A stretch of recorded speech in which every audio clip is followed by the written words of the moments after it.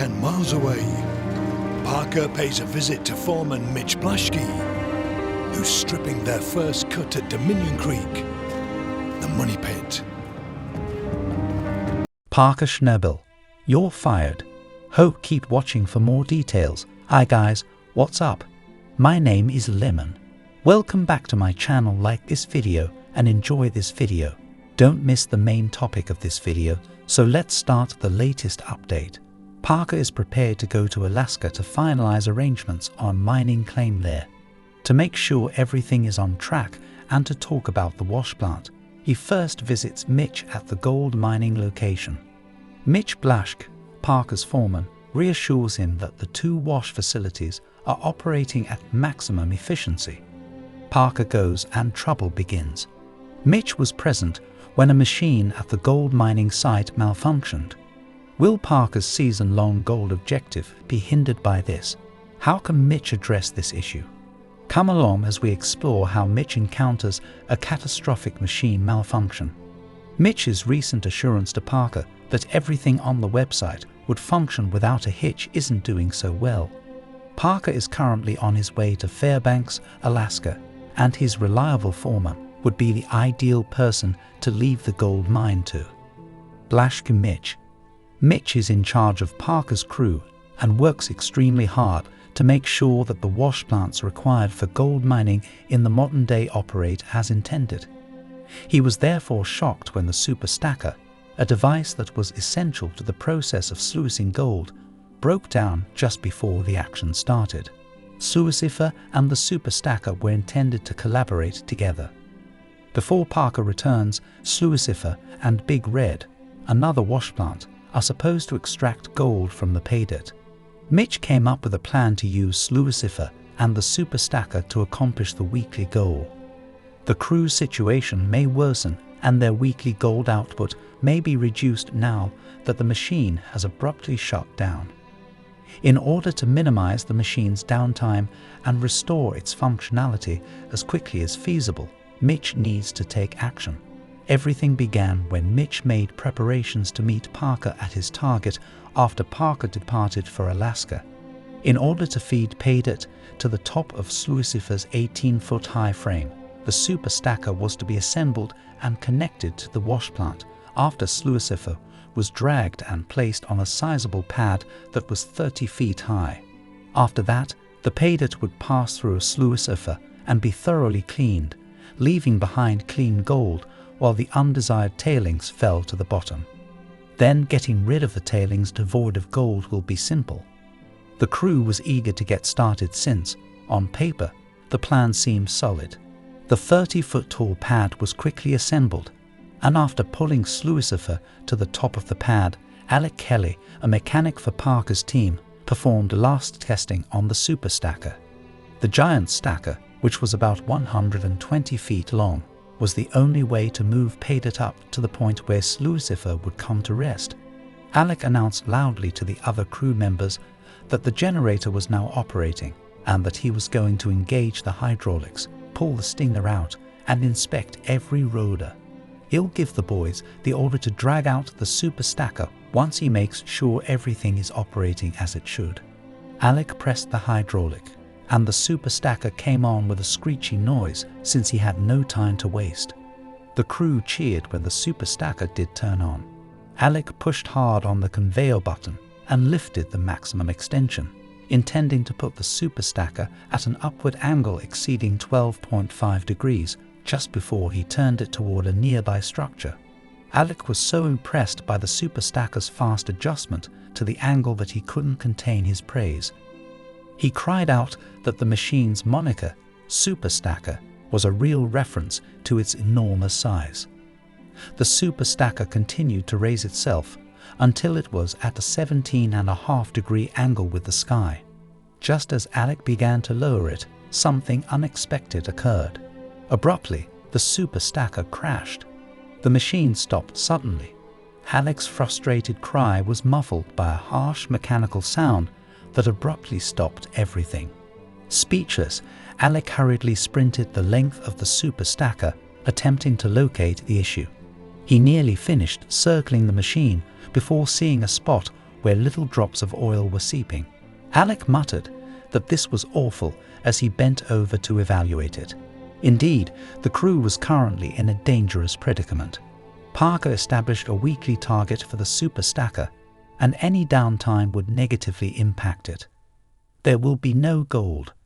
Restarting the machine will take productive work time, during which no gold will be extracted, and no paydirt will be fed to the sluicifer. Alec pointed out that the super stacker blew the plug right out of the cylinder, causing an oil leak, while wearing a visibly dejected expression. The plug controls the lifting cylinder and holds the hydraulic oil in place. The crew is facing a major dilemma as a result of the plug being out of place, and one of those issues is undoubtedly preventing the oil leak. Alec tried raising the super stacker in a last-ditch effort to control the situation, but it was a mistake since the top of the plug that was sealing the cylinder slipped off. What was once a little issue has now abruptly grown into something extremely destructive. The super stacker experienced a catastrophic leak that presented an even greater risk to Mitch and the crew when the top plug was removed.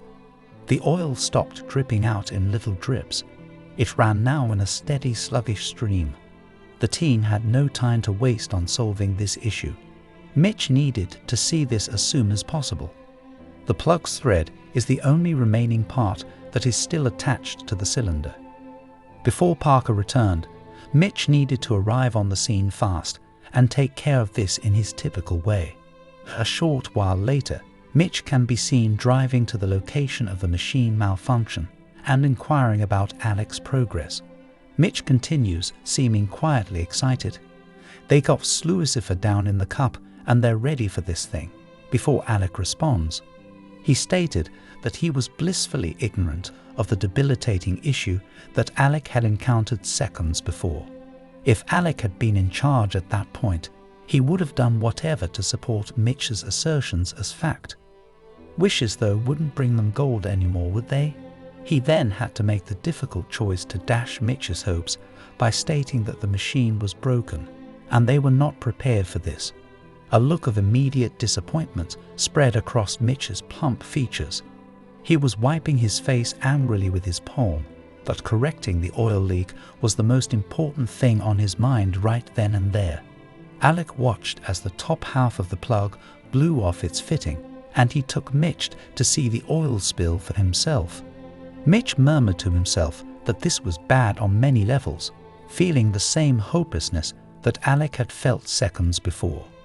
Due to a small blockage that let oil leak into the super stacker, everything that was started is now on hold.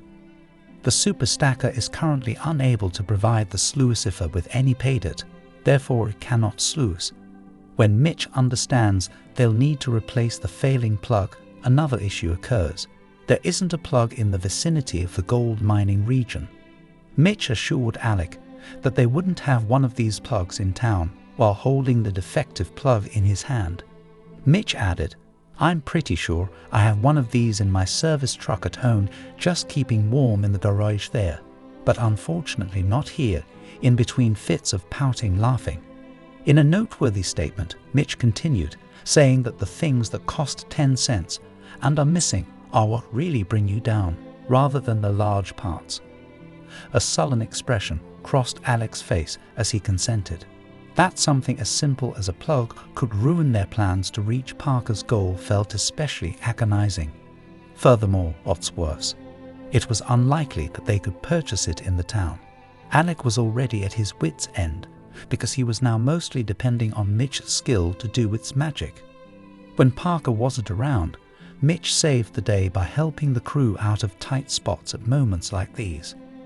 This wouldn't be any different because all he would need to do was wait patiently for Mitch to come up with a solution to their problem: locating a new plug for super stacker. It was not possible to travel from the gold mining site to locate a plug that was probably not in town. A new plug required to be installed within or close to the mining site. Mitch has to start thinking creatively in order to accomplish it. Mitch came up with the idea to remove the plug from one of the abandoned rock trucks after some serious thought. Mitch and Alec had a eureka moment and began racing to find one of the trucks. Every second matters. The crew will benefit more from finding an appropriate plug for the super stacker sooner rather than later. They were done with having to deal with machine breakdown downtime. After looking around, they came across an old rock truck from which they could remove parts in order to repair and replace the super stacker's conveyor belt. Mitch and Alec immediately dove into the truck's interior, looking through every plug that could be discovered in the engine and its moving components. It was difficult for them to locate a plug of the same size because the defective plug in the super stacker was so tiny. In the old truck, most of the plugs were either too huge or just a little bit too big to use. Alec couldn't help but notice that this antique truck was missing a lot of parts. Mitch affirmed his hypothesis by stating that they frequently use new parts when there is a breakdown. If the truck's parts could no longer be used to operate at maximum efficiency, at least it would still leave other machinery operating at maximum capacity. The kind of plug they were looking for, a smaller one though, was indicated to Alec by Mitch. It would be like trying to find a needle in a haystack to find a plug so little. Considering the enormous size of the old vehicle and the various parts it held, it was an enormous task. At last Alec discovered what appeared to be the perfect plug, and without hesitation he began to loosen it. The plug finally came out after a few seconds, and when he had it in his hand, he noticed that it was far larger than the plug from the super stacker. For the countless time, their hopes were shattered. For what length of time could Mitch and Alec bear this setback to the crew's plan? At least right now, it didn't appear like they would find the correct plug very soon. Nevertheless, the two continued their hunt, carefully inspecting the old truck in an attempt to spot even the smallest plug. Alec sighed, thinking that their chances of success were narrowing, but Mitch quickly reassured him that they needed to keep searching, not just at this specific truck, but at other equipment in the area. They searched the old truck in vain, and then left it to look for other equipment that had a couple of plugs in them. As Mitch scanned the enormous acreage, he informed Alec that a specific drilling equipment had several hydraulic components and, implicitly, a few plugs. Having recently had its engine changed, Alec enthusiastically consented to the idea of discovering the correct plugs inside the drill. As they approached the $1 million drill, Mitch and Alec were full of hope that they would discover something valuable inside. There must be a small plug concealed inside its components, at the very least. This size of equipment must increase the likelihood of having plugs in all sizes, and as predicted, they noticed certain things that gave them some newfound optimism for finding a plug. The plugs that were discovered inside a specific section of the drill were the proper kind, but they were all larger. Examining each plug separately in an attempt to locate the correct one, the pair concluded that they needed to check a different area of the drill for potential plug locations. They therefore set out to find any parts that might hold their most valuable instrument at the time. Mitch persisted in his search until he discovered the lift cylinder responsible for the drill's mass. He focused his attention on each lift cylinder and discovered that there was a small stopper located in the bulk at the bottom of each cylinder. Whether this plug would end up being the proper size for the super stacker was still unknown. Their hopes were all riding on one little plug. If that proved to be the correct plug, their arduous hunt would be over. Mitch stepped down to unplug it and started unscrewing it as quickly as he could, hoping that the size would fit. With the super stacker still not working and unable to feed pay dirt to the wash plant for sluicing to start, time was running out. They won't reach the goal Parker set for them if this continues longer than it ought to. It came out a few seconds after the plug was unscrewed. It looked tiny enough, commented Mitch. That was wonderful news for them both. They were eager to give it a try and see whether it would fit. For the two of them, walking in the direction of the super stacker was a crucial moment. Everything depended on how well this tiny plug would fit into Mitch's hand. It was crucial to the sluicing process. Parker's goal for them to meet rested on it. If this plug wasn't the correct size for the super stacker, there might have been extra downtime and inactivity. Moving quickly to reach the location of the super stacker's plug, Mitch quickly lowered it to its proper position and tried to screw it in. Alec and Mitch had been waiting for this very time. Their headache should go away if the plug is screwed in firmly, allowing them to carry out their excellent plan for the day. Twice saying to himself, "Come on, baby," Mitch screwed the plug into place, and his face softened from a taut expression to a relaxed one. Alec studied Mitch intently, waiting for a second piece of evidence to support his suspicions. Mitch responded quickly, "That's it," indicating that Alec's intuition was spot on. It was the correct plug. It securely replaced the defective one that snapped off. A big smile slowly stretched across Alec's and Mitch's cheeks as they gave themselves a brief high five. Parker and his team finally prevailed because Mitch and Alec's cunning saved the day. The crew's attention must now be focused on getting Slucifer to sluice as much pay dirt as possible before Parker returns from Alaska, given that the super stacker has been fixed and the oil spill has been contained. The crew is already behind schedule, so they have a lot of work ahead of them. Before Parker returns, hopefully the Slucifer and the super stacker machine will have worked for extended periods of time. It has been a few days since the super stacker malfunctioned and stopped working. Time was one thing Mitch lacked at the moment, so he got up on the super stacker's steering seat and rode it down to where Slucifer was sitting on the pad that was 30 feet high. As the super stacker was going to be connected to the Slucifer to feed it pay dirt for sluicing, this was going to be the last piece in the puzzle.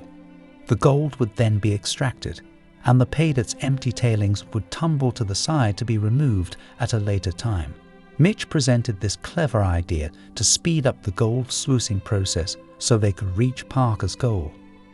To guarantee that the pay dirt travels smoothly to the wash plant, the crew sets to work right away, connecting the 120-foot super stacker to the Slucifer.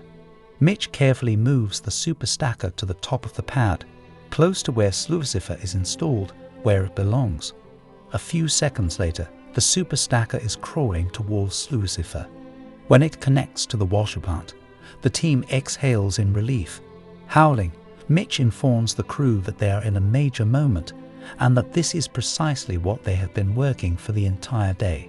Alec and the other guys enthusiastically agree with him, and they too are excited. At last, they could switch on the Slucifer and super stacker and observe the machinery perform the labor-intensive task of sluicing gold. Both the super stacker and the wash plant will need to put in more time to recover the amount of gold they had planned to make for the week and for the season, because a significant amount of time was wasted when the super stacker broke down due to oil leaks. Mitch and the other members of Parker's team are eager to start using the super stacker and Slucifer. The super stacker quickly starts both devices, channeling pay dirt to the Slucifer for sluicing. Parker currently operates 2 wash plants at Indian River, Big Red sluicing gold at a different place in the environment, and Slucifer using the super stacker.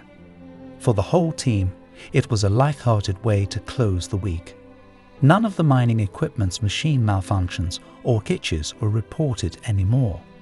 Parker returned from Alaska at the conclusion of the week, and he met up with his workers to weigh the total amount of gold that had been sluiced that week.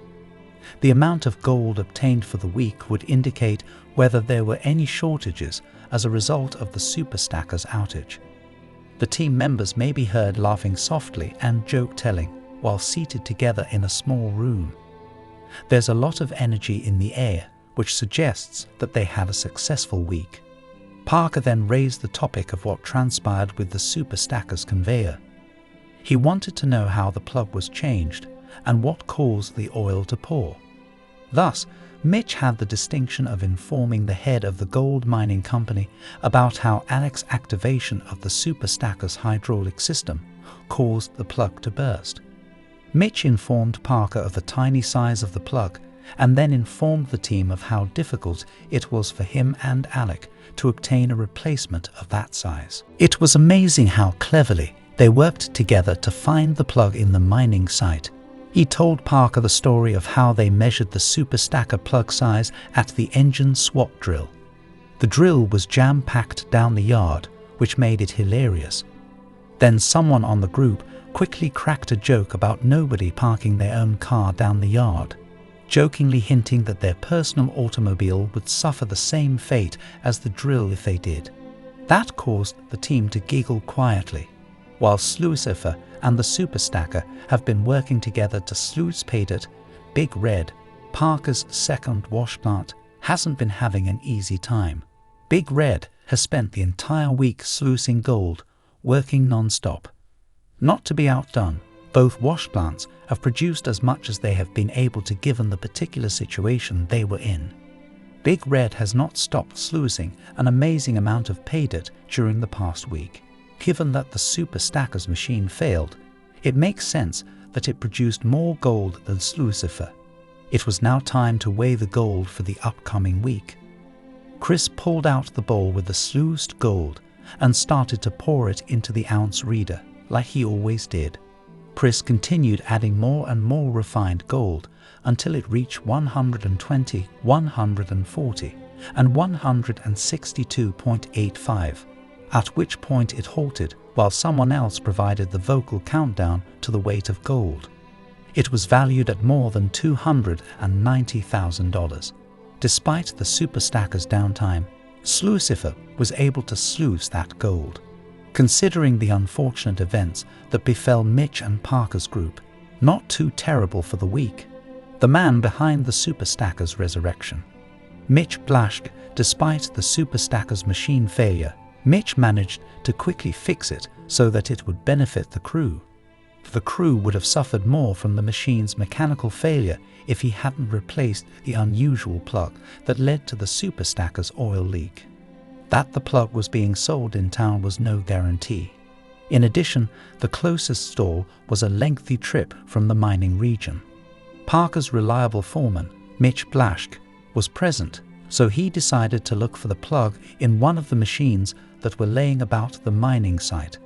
More than 175 series appearances on Gold Rush have seen Mitch in various roles, most notably as Parker's crew foreman. At the age of 14, he decided to pay for his interest of kart racing. Therefore, he became an uncertified mechanic who mostly learnt on the job. At the age of 14, Mitch bravely started working professionally, even though he was not certified in mechanical engineering, in order to save money for his hobbies. He developed enormous technical understanding of how machines function over the years, eventually rising to the position of trusted man for managing Parker Schnabel's gold mining equipment. When Mitch started out as a mechanic, his first job was in a collision repair facility. For the most part, he had to work on car maintenance, which had a lot to do with building karts. As luck would have it, his passion for building karts was further enhanced by his mechanical abilities. Even though he works for Parker, Mitch still enjoys going to kart races. A cursory glance at his Facebook profile will show you moments in which he ingeniously assembles the chassis of a go-kart. His Instagram feed also features similar actions. When things go wrong for Parker's crew, Mitch steps in to make things happen, even though he is currently uncertified in mechanical engineering. Mitch is the first person a crew member calls when something goes wrong with any of the wash plants or machinery, like the Super Stacker. Mitch has pulled the team out of some of the worst scrapes on a few occasions with his natural aptitude for equipment. In order to spread the technological expertise, Mitch has also been seen on screen urging Parker to hire new crew members regardless of their level of experience. In an emergency, Mitch is the person the staff turns to when Parker isn't there. We appreciate you staying until the end to witness the Super Stacker's catastrophic machine failure. Remember to subscribe and like our videos for more entertaining material. Thanks for watching my video.